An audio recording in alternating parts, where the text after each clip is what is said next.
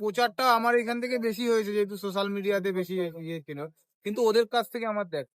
এখন আছি হাবড়া জিরাট রোড, আর জিরাট রোডের পাশে আমেরিকান দাদার নতুন দোকান। যদিও বা দোকানটা কিছু সময় চলে গেছে আর কি, মানে একটু পুরোনোর দিকে, তাও আমার কাছে সবার কাছে নতুন।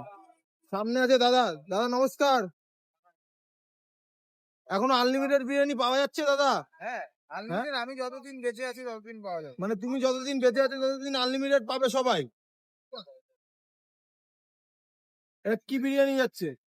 এটা চিকেন বিরিয়ানি। চিকেন বিরিয়ানি সাথে আনলিমিটেড রাইস।